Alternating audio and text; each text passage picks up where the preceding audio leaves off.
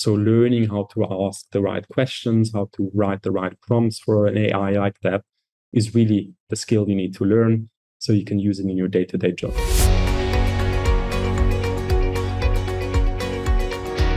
Welcome to the All-in Recruitment podcast by Manatal, where we explore best practices, learnings, and trends with leaders in the recruitment space. If you've liked our content so far, please subscribe to our channels on YouTube and Spotify and stay tuned for our weekly episodes. My name is Lydia, and joining us today is Francesco Diomaiuta, Head of People at Honest. Good evening, Francesco, and thank you for joining us. Hi, Lydia. Pleasure to be here. Thank you very much. So, Francesco, you've built your career mostly in talent acquisition and the executive recruitment space, right? So tell us a little bit about these roles that you've held. What kind of aspects of people in HR do you look into, especially as you're building their people strategies from ground up? Mm-hmm. Yeah. So over the past 10 years, I started my career in a recruitment agency. Mm-hmm. So I started in the agency side, which is very often a sales function for the agency. I started in business development at the time. So really looking after finding more clients for the agency I was working with. Then after some time, I was very interested in recruitment, or actually doing recruitment myself as well, besides working mainly on the client side. So I started with executive search at the time. I was mainly finding sales and marketing professionals for our clients. And after around 3 years, 3 and a bit, I moved in-house. So I took that recruitment experience that I had, and I joined Omise at the time, that now has rebranded to Open. In Omise, I was starting in talent acquisition. I was fairly early in the growth of the organization, at around 120 people, I think we were at the time. And my job was mainly look after all the recruitment needs of the organization. Where was it going to at that point? From 120 to... Yeah, it was already in hypergrowth stage, right. I would say. It was already at the time where there were different subsidiaries as well of the organization. Every subsidiary had a lot of hiring needs. And if I remember correctly, we had a steady 35 to 40 open positions at any time. But there wasn't much established yet in terms of talent acquisition operations. So there wasn't an ATS, for example. There wasn't a lot of best practices being implemented. And I was fortunate to gain a lot of experience hands-on there on how to set up recruitment operations, which I did. And at some point then moved out from talent acquisition to work on overall HR matters. Then eventually worked on the group level of the holdings company for a couple of years, and we scaled the organizations. I think when I left, we were at around 500 people overall, so a lot of growth regionally. And now I've joined Honest, which is also a younger company, tech company, with a tech office here in Bangkok, where we are also hiring for the engineering teams and for the business teams in Indonesia. And we are slowly starting to build out the talent acquisition function here as well. Similar. Yeah.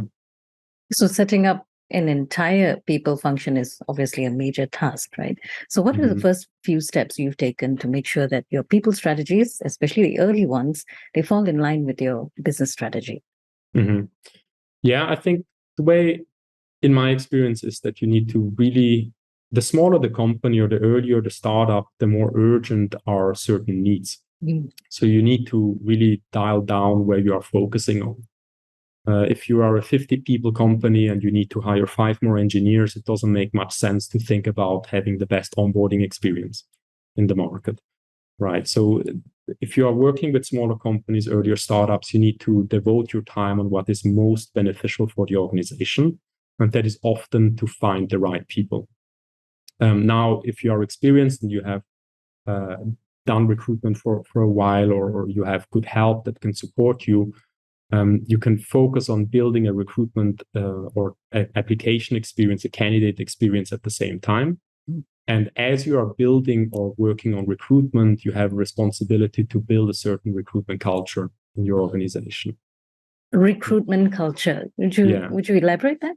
Yeah, sure. Something we did fairly early is to be very vocal about who owns the recruitment in an organization. And I think without having worked in too many different organizations, from what I hear from people is often that HR is seen as the person responsible to hire. I think that's flawed, to be honest. HR professionals are not hiring for themselves when they are looking for engineers. Our job is actually to accommodate and to facilitate the recruitment process as good as we can, to make it as easy as possible for our hiring managers to hire the best talent in the market. Because that's what we actually want to do. We want to find the best people that we can to join our organizations. When it comes to building the culture around recruitment, it means that you are vocal and that you take actions towards having that recruitment responsibility being owned by your managers and you being a facilitator. So making it easy, making it clear, giving them a lot of options to choose from, but not making decisions instead of your managers, and giving them certain responsibilities in the recruitment process as well. Yeah.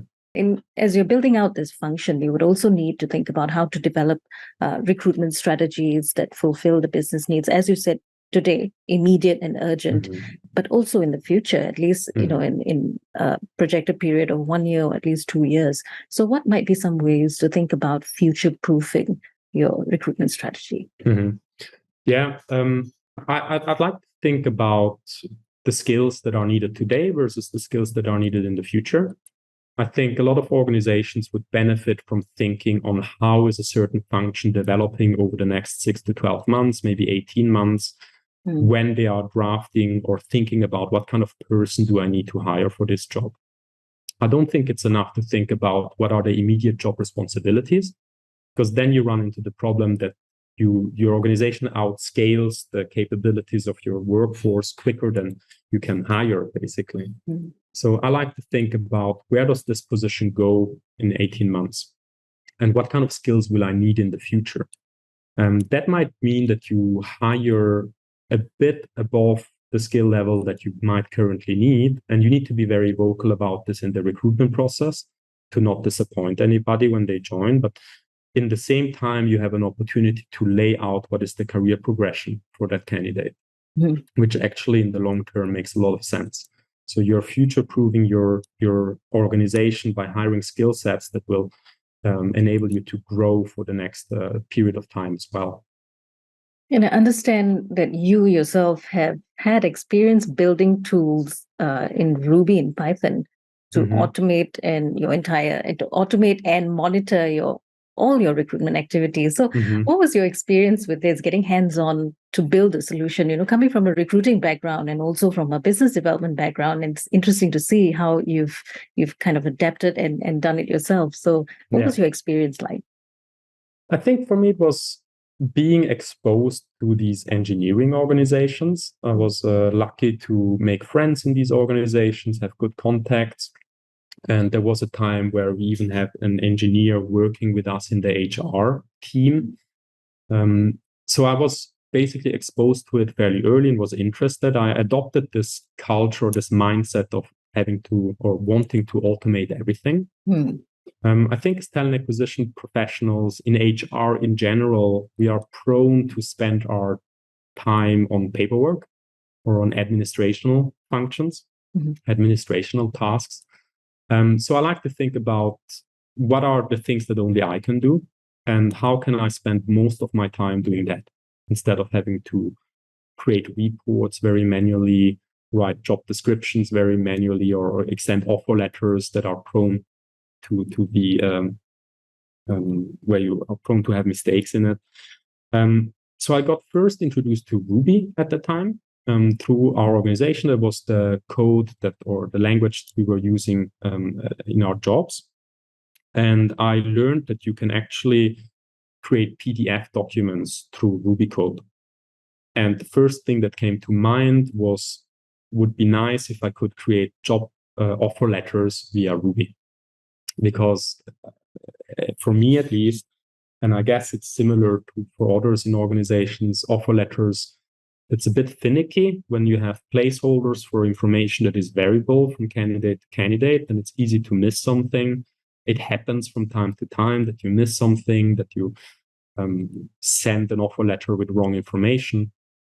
And what I did is that I built a little questionnaire that asks me information about the candidate. For example, the name, the salary, the working location, if you have multiple, which asked me these questions. I fill it out. As long as this information is correct, it will be translated correctly into the offer letter. And what I get back is a PDF offer letter that I can use right away. That was the first tool that I built for this. The second one was with Python. We had an ATS with an API by the time, and I was able to access that API through Python code. And my job at the time, because I mentioned a bit about the recruitment process being owned by managers, what I meant by that as well in practicality is that managers need to review applicants to decide whether they want to proceed with an interview or not. And oftentimes we have to follow up with people. Managers are busy. They don't necessarily are available to review applicants for me. So it can happen that I spend half a day going into the pipelines or in the positions of 35 different jobs just to see, are there candidates that we need to review, then sending that pipeline link to my managers, asking them to review them, maybe even count the candidates. So what I built in Python is a script that goes into all of these positions for me, quickly counts how many applicants need to be reviewed, and sends me all that information that I then can copy paste to Slack. So my half-day job just became 20 minutes. No, it was a big leap for you. So it's actually very impressive to see that kind of innovative and problem-solving mindset coming through. And moving on, there's been widespread adoption of AI into many aspects of business today. I mean, there's essentially an AI for every task, and we see today the different kinds of use cases for things like ChatGPT. So how do you think TA professionals can benefit from AI? Yeah, I think similar to other functions, even in the industrial functions, when we think about automation, there is always talk about it replacing humans, but I don't really think that we are there yet. I think it's something that can help you do your job quicker and perhaps even better. Especially ChatGPT, very interesting, very astonishing results that you get from it. Have you tried it yet? I did, yeah. So I dabbled in it quite a bit. For example, to create templates, to create policy. It's a bit dangerous. You need to be careful because it's well known that not all the information is correct on ChatGPT, but one of the skills that you need to learn interacting with that technology, which I think will become more and more important, is how do you provide the right prompts to something like ChatGPT, because it can really drastically increase the quality that you receive back.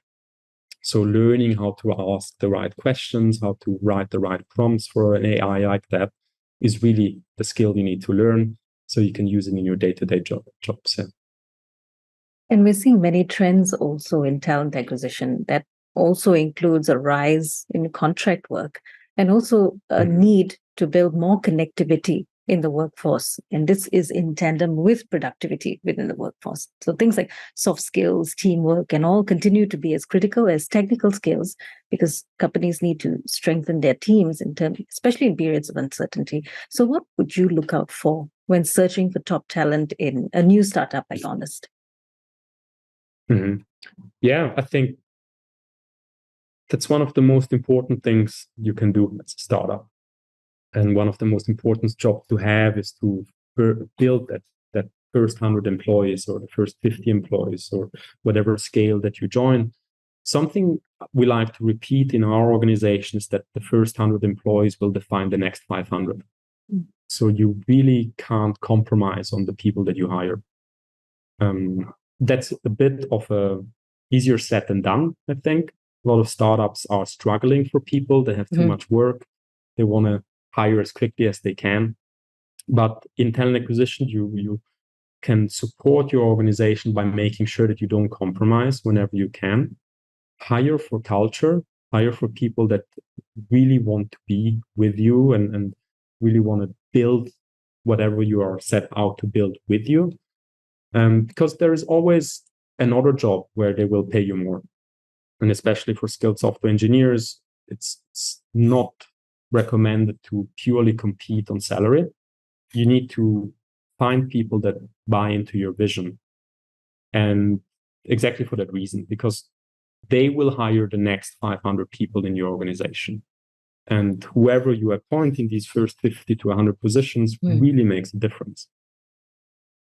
We often see employers as well today striving to strike that balance between productivity as well as well-being.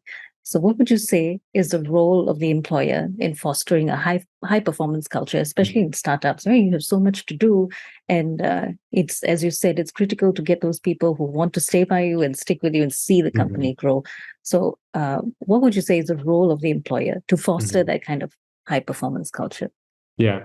I think you shouldn't be afraid of asking, shouldn't be afraid of researching what do your employees actually want. So don't shy away from doing surveys early. You can do engagement surveys by yourself. You can ask a third-party vendor to help you with these. So don't shy away from actually asking what makes our culture good or what is a high-performance culture. Secondly, something I would like to recommend is that hiring mistakes happen. They happen everywhere. So you don't always hire exactly who you thought you hire. And in order to keep that high performance culture that you invested a lot of time to build, it also means that you might need to part ways with people at some point. And in my experience, it's better for both. So if you have an employee that is perhaps not meeting all the expectations, they're also not enjoying their job neither, right? They are having a hard time working with you perhaps, or it's just not a good fit. And everybody who is a high performer in your team is being negatively affected by somebody that doesn't pull their weight neither. And so, yeah, I think parting ways when you have to is a healthy for organizations that want to keep a high performance culture. So what are some steps to take to develop a strong EVP in order to ensure that your talent strategies, especially those, that you're building right now, the early ones, the talent strategies for culture as well as technical skills are both aligned? So here as well, you really need to talk to your employees. You need to talk to your leadership level, to your employees. Do surveys, ask questions. If you're small enough, have town halls where people can speak up to really define what makes this a special place to work at. What do people value? Why are they excited about what we are building? And then next, you translate this as usual to your recruitment marketing material. You translate this to your social media posts to really spread the word about what you're doing. But to go one step further and talk about how you implement this in your recruitment strategy, I would suggest that you have a mission statement that you follow with your HR team that really defines what is the job of HR in this organization. You need to define what are things that we do, what are things that we don't do, make it very vocal. Again, write it down, present it to everybody, get everybody's buy-in, and then present this to candidates as well and treat your candidates to the same standard that you treat your employees. So on that note, what role can a talent acquisition professional play to make sure that that positive candidate experience that was built on the back of the EVP translates to a fulfilling as well as authentic employee experience? Yeah. I think one thing that I tend to do is don't sugarcoat things. If you are talking to candidates that are about to start in a startup or join your startup, it might be very messy at the moment, and you might not have a lot of structure, and there might be problems. Most people, you would benefit from telling them things upfront, how they actually really are, rather than to sugarcoat and say, yes, we are the best company in the world. And once they arrive, they have a surprise waiting for them. So for us, for me, honesty is very important. In our organization, the way we interact with each other, we are being very honest. So we urge everybody to be honest to candidates as well. Now, that doesn't mean that you need to talk bad about your organization or point out all the flaws that exist, but just paint a realistic picture of where we are today. Think about where we will be in the future. And that's usually more beneficial for both candidates and hiring managers. So let's move into the recruitment technology part. There's already the foundation that's built on how you need to think, how you need to treat candidates, etc. So what is the impact of recruitment technology, such as the ATS from Manatal, for hiring in startups? And what are the benefits that you've seen in your experience? Yeah, I think I wouldn't be where I am today without discovering ATSs or without the help of recruitment technology.